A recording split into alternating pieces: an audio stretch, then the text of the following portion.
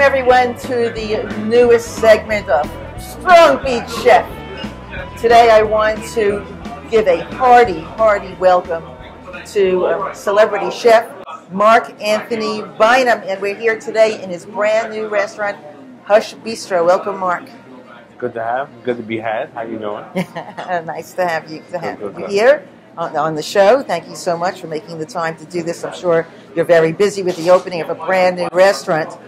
Yeah. It's our first night open, so it's kind of fun, to have a soft open. And I'm extra honored. I had no idea it was actually the first night. That's great. We had the news day come out today, so everything is going good. Good. Well. So glad to hear it. And the weather's holding up for people to come here and have a nice crowd in here, and the place is really very nice. So let's get a little started. I mean, I wanted to ask you, how many seats are in this restaurant? Altogether, there's going to be 26 seats. So we have 10 at the bar and then 16 tables. We're sitting at the 6th top now, and then we have 5 juices along the wall. Yeah, so I would imagine reservations are required. Reservations are paramount. Right. We've just opened today, and we're booked out for the next 4 weeks. Excellent. Friday and Saturday. So just excellent. It's a good feeling. Great to hear. And I believe you have some of the wood that we had in Superstorm Sandy.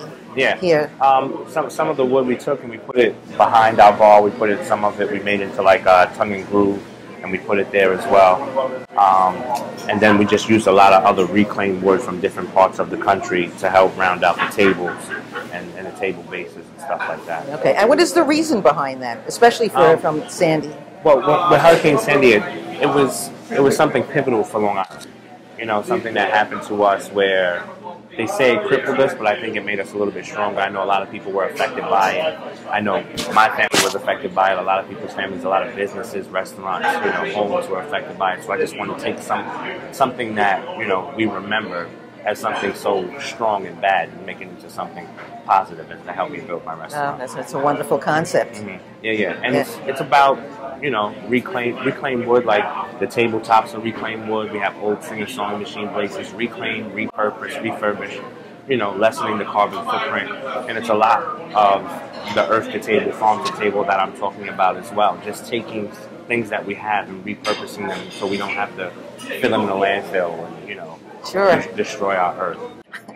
I understand that you were born and raised here on Long Island, here in Farmingdale? Yeah, in Farmingdale, right up the road. Yeah, I graduated from Farmingdale. Very nice. How nice to come full circle and come back here and actually do this here in your hometown. Yeah, that's a big part of it, coming home, going out, doing what I've done, and then coming home, having a nice, homecoming, if you will. Sure, of course. And help build and revitalize what's already being revitalized in Farmingdale. Right. So it's a good feeling. Such a nice, positive feeling. Did you cook at home as a child? Yes, I could. I grew up watching my mom cook.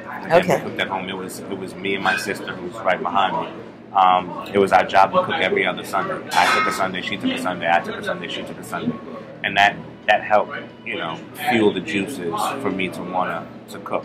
And I always say, seeing my mom cook and seeing people's expressions on their faces when she cooked for the church or when she brought stuff to my school and stuff like that, that was a lot of what I was looking for, an acceptance, if you will, and that's why I started to cook. And it was my niche. I was good at it. Yeah, sure. They can tell right away. I'm sure that passion that hits you at that time. I understand that you have an interest in teenage obesity and teen depression. Yes. Can you tell us a little bit about that? Affected from depression as a kid until I was about 16 years old. It's near and dear to me because I know how it affected me growing up as far as my schoolwork is concerned, as far as the way I viewed myself, as far as the way I dressed. And I want people to understand it's self-esteem, and it's called self-esteem for a reason. And I broke out of it through cooking because food never rejected me, even when I was in school, as far as racism that went on and stuff like that. It didn't affect me because I knew, hey, I can go in the kitchen, I can cook a piece of chicken. Right. I'm not that poor, It's not going to say you're too poor, you're too black, you're too fat, you're too whatever. That's that was my out. As far as obesity, my brother, who's now a personal trainer, 255 pounds of pure muscle, was a 425-pound young man when he graduated high school. and seeing how it affected him. And if we can catch it before, then there's certain things, because depression leads to suicide. Suicide leads to there's certain things that if you can knock it out at the beginning, do something as simple as let me show you how to cook and teach you how to multitask and teach your brain how to function. Definitely. You could say, well, if I did this, what else can I do? I don't want everybody to be a chef. This is my domain. But you can be an accountant, but gives you a thought process, gives you a plan, helps you multitask. And anybody that goes away to college or goes away to school, you can get a job in the kitchen making $10, $12 an hour. It can help you out. So it's a great trait to have. And if you can cook at home, it saves you money. So depression, obesity, as far as American Heart Association as well, that's my big one. Right. Okay. My grandmother passed, from heart disease. My aunt passed from heart disease. My mom has heart issues, so that's near and dear to me as well. Of that's course. Another reason why I talk about earth to table, farm to table, knowing what's going into your body. Right. Your body is just like a car. You can't run a car, a gasoline engine, on sugar. So you need to feed it what it needs to run. That's a great analogy. Yeah, and that's what I try and teach people. It's as much as I say and I cook great food, you can't eat it every day of the week. There's a balance, and that's what people need to understand. There's a balance. So did you take any courses in cooking as a child at all? When I was in high school, I went to Levittown Memorial Educational Center. Okay. And that was my vocational training. Went for 2 years. They gave you Did they have culinary there at that time? They had culinary there, and they had bakery, and I took them both. You did? Okay. So you're a double threat. Yeah. I try not to be. I just try to stick to the savory part. Because, the sweets is too scientific. The measuring, the weighing. I like to play it by ear. Sure. So basically, you found cooking to be a vehicle to use to, I guess, help get out of a depressive state of mind, and something positive, and as it is certainly goal oriented. And, and the feedback from that, no pun intended, is hopefully always positive. Yeah, well, it's not always positive, but it's my biggest critic was my mother, and I knew that I couldn't sit at a desk for 8 hours, and that's not my style. Sure. If I sit long enough, I'll go to sleep. So I wanted something that was on my feet that I could work well with my hands. As a percussionist, as a musician, I work with my hands as well. So I was just like, what can I do? And I asked my mom, I was like, do chefs make money? When I was in high school, it was before Food Network and before everything. And she was like, you can do all right for yourself. So, and I took it and I went to vocational school, and it was just natural. It was like, when a dolphin is birthed in water, it just knows how to swim. Sure. So when I got in the kitchen, the knife skills were there. You taste, and you're already born with everything that you need for cooking. You know what I'm saying? Touch, taste, smell, feel, and all those things. Everybody is born with it. It's just what you do. Do you exercise it? I read up a lot. I went to different jobs that pushed me. My chef at the Marriott, he's probably one of the only chefs out, called Chef Dan Doherty.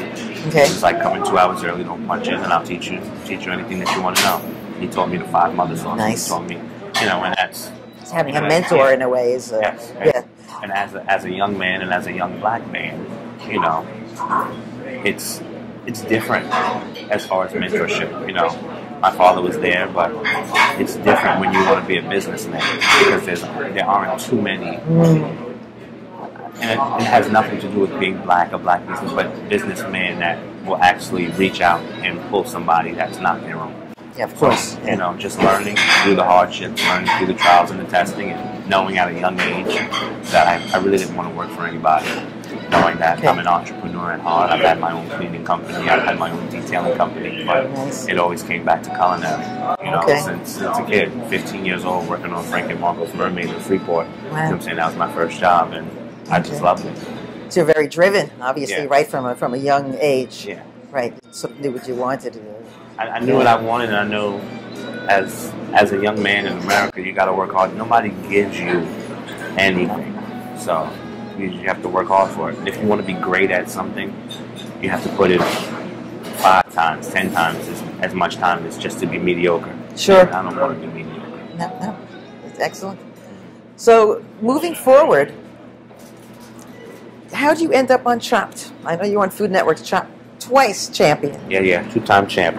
I went in for an interview.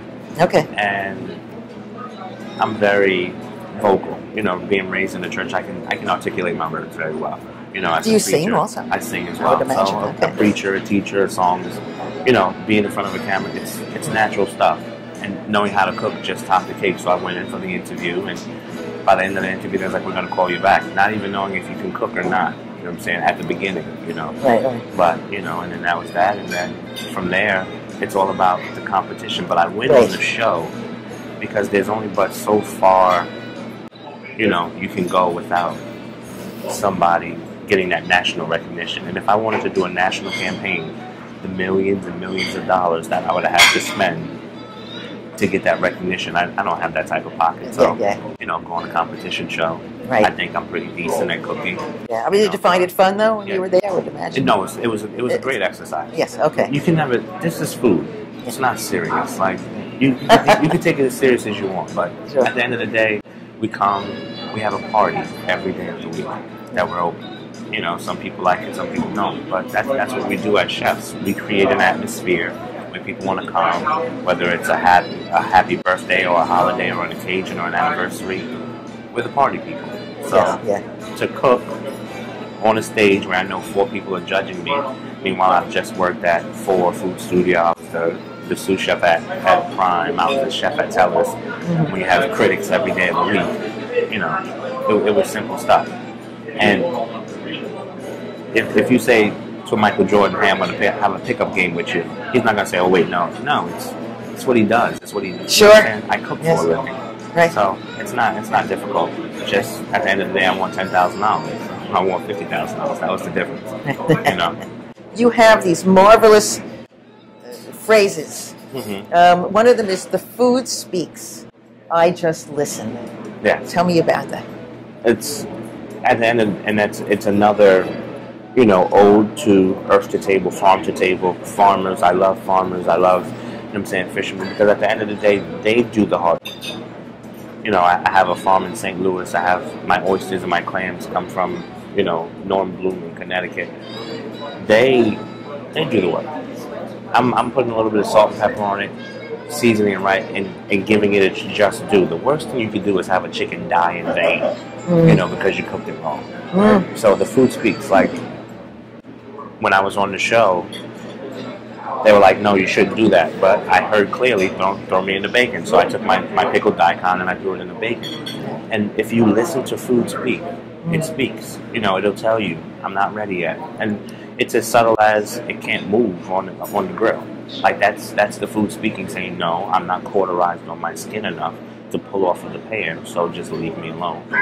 Or, you know, I need a little bit more salt to extract my flavor. Okay. Or give me some sugar. Like, it's a dance. It's a fine line. And it's just like music. Yes. It's notes. Because you'll listen to a piece and you'll be like, yeah, but if you put that riff right here instead of right there, it makes it that much better. It needs that crunch. It needs that texture. And everything can't be monotone on your plate.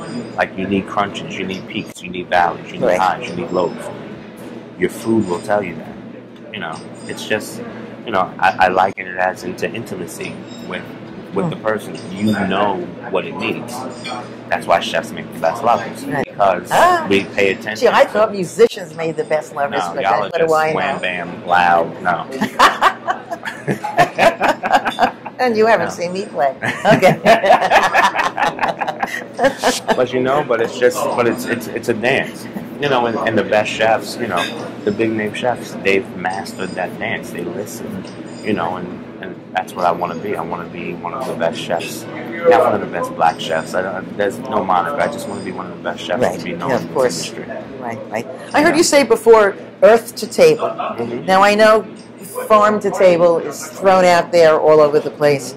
Local sustainable foods is out there as well. Yeah. I've never heard earth to table. You know, it's like earth to table. Yeah, you know, exactly. And it's because it's something new. Because everybody can come up with their own moniker. Farm to table stemmed from somebody. I want to do Farmingdale to table because I'm in Farmingdale. There you go. To table, I can do that as well. Earth to table, you know, just when you think of the earth, you think of its purest form. And that's what I want to do here. I just want to give the food in its purest form. I want to give it that utmost respect. That every time it goes out, it's like the chicken's like, hey, I don't mind sitting on this plate because he's gonna like, yo, can I go to Hush today because I know he's gonna sear me. He's gonna sear me just right. You know, the lobster, the lamb, you know, even the foie, like everything. You know, I just want to give homage to our spoils because there's so many times that people just eat to eat. I want people to say, you know what, if I want to have a last meal, I want to go to this restaurant because I know it's gonna be great. You know, make a reservation because it's so small, but it's going to be great. And it's from the earth, you know, it's basic because when you say organic, people have washed that word so many times. Yes, it's so true. But what does it really mean? Just like when free range first came out. It was like, oh, what is free range? Free range just means that there is a fence that is open that gives them the opportunity to walk out, but they don't even see the fence, so they're not going to walk out. So, you know. But knowing your farmer, knowing your farm, knowing the product, you know, putting a face to the name, because farmers work the hardest, and they don't get the credit that they need or deserve. That's so true. And we're on Long Island, so why not pay homage? And that was a part of Hurricane Sandy. They're like, oh, what are we going to do? Go to your local farmers market. Right. That's what you should do. Right. Very true. And then people complain that it's so expensive. It's so expensive because you never go there. And he's a farmer, but he still has bills to pay. You know. That cow that he's going to kill needs to eat. So, you know, corn, you know, the till, the rototil, like those things are expensive. People don't think about that. And we, you know, and that's why I'm doing the local wines. That's why I'm doing the local spirits because, you know, if you go to Italy, they have just Italian wines in their small places. You go to France, it's just French wines. We're on Long Island. We have some excellent wineries here on Long Island. And people are like, oh, we have like 69 wineries. Do you know that? You know, the breweries. Now we have all the people making beer and stuff like that. So that's why you won't see a big name beer in here. You just see all our local stuff. Right. Because I want to pay homage to Long Island. That's marvelous that you're doing something like that. Yeah. You know, another phrase, another Bynum phrase. I have to come up with some kind of catchy name for these things. Is I am a hero. I am a hero. It was in the whole state of depression. Like I love superheroes. You know, I love them coming to save the day, you know, taking off, like, and when you're depressed, you need somebody to be your hero. Like, who do you look up to? Why can't you look up to yourself? Why can't you live a lifestyle that, you know, even the greatest superheroes have their faults? You know, and I think nowadays in so many people, since everybody has a camera, everybody's a reporter, everybody's a critic, you can't even mess up anymore without somebody just destroying you. Because, hey mom, everybody has a past. Everybody that's saying you did this has done something. So what makes them different? Why can't I just be a hero? A hero is good. There's good heroes. There's bad heroes. But be a hero to yourself. Because in you being a hero, you then help somebody else. You know what I'm saying? Even if it's just opening up the door for a lady. Like, oh, and then the person, pay it forward. It's the same thing as pay it forward. Right. You know? But so many people are so focused on I, me. There's no we. There's no us. Yes, so true. Yes. That's one of the reasons why, you know, when I modeled this place, Hush Bistro, after a speakeasy, 1920s Harlem Renaissance Prohibition. And there's such a nice vibe here. Yeah, we just chill because in Prohibition era, it didn't matter whether you were black, it didn't matter whether you were white. If you had good booze, good music, and a place to chill, that's where they were. You might have went out after the night and hated that person walking down the street but at that time, in that place, in that space, everybody was equal. And I want everybody to understand that when they come here to Hush. It's a speakeasy. Nobody's above anybody. We're just here to have a good time, enjoy ourselves, have some great beer, have some great wine, have some great food, have some great drinks, enjoy a nice vibe, and just chill. You know, and it came to me when I was driving home from Virginia. I was looking at the place across the street. You know, I was going to make my burger bar. Okay. And that didn't work out, and I'm driving home from Virginia, and I hear Hush. And I'm like, okay. And God is like, he's like, no, Hush Bistro. I'm like, now I have M Bible Creations. I have MB Burger Bar. I have my barbecue concept. And I'm like, another concept? Okay. And lo and behold, I come across the street, and this was here, and I was like, I'll take it. Well, you know, but And it was like I'm a consultant. I travel all over the country, and I'm like, you never build a restaurant from scratch. Okay. I built my restaurant from scratch. Yeah. In my hometown. Yeah. That's so great. In the revitalization. It was just like, this is what I want to do. It's got to be so personal. I mean, because I want to give back. Everybody needs to give back. It's not about the I, me. It's about giving back. If I can open up my place, do well enough that I open up something else, but give back to my kids that, my junior high school is right behind me. My high school is around the corner. My elementary school is up the road. And for a young man or a young woman to see, hey, they made it. And even when I lost in my competition on Chop, the lady was like, are you upset? I was like, no. She was like, why not? I was like, because I never went to college. I was like, I'm really not formally trained. I was like, and there's some kid in California that would never have known that he could make it out. Exactly. Make something for himself and provide for himself and provide for his family. But now he has somebody to look to. He has somebody to look up to. You know what I'm saying? At 9 o'clock on a Tuesday or 10 o'clock on a Tuesday in front of 80 million people, there was a story told that could have never ever been told without it. Everything is for a reason. Everything is for a purpose. Right. Excellent. And once people understand that, it's bigger than food. Like my story is bigger than food. Oh, food obviously. Yes, right. Yes, definitely the byproduct of and it's just everything. I provide for my family with this. Food note.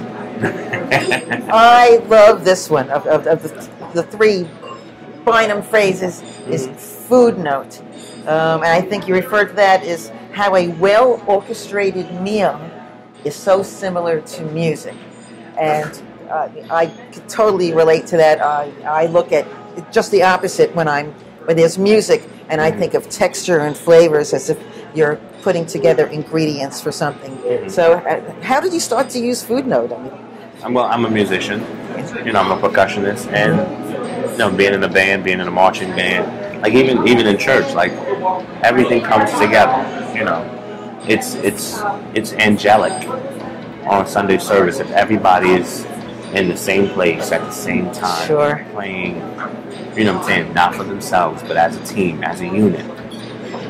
That's when it comes together. Food notes, bringing food and music together to create a great atmosphere. And that's what Hush is. We're bringing food, the jazz and the blues and the R&B music together to create an atmosphere that's uncanny, like the X-Men, again, superhero type stuff. I'm a kid like that, as far as that's great. But knowing, you have garde manger, you have saute, you have dessert, you have your dishwashers, you have your bartenders, you have your service. Everybody comes together to perform a Broadway show 6 days a week, and coming in and knocking it out and making sure that the guests are the things that matter, the food. You can't have a bad day. You can't have a bad day on Broadway. You know what I'm saying? Because that's why there's an understudy. You'll be replaced. Very true. Same thing in the music business. Exactly. So I think we're going to take a little break for a moment, and Chef Bynum is going to show us in the kitchen how he works some of these superhero wonders. And I'll be right back.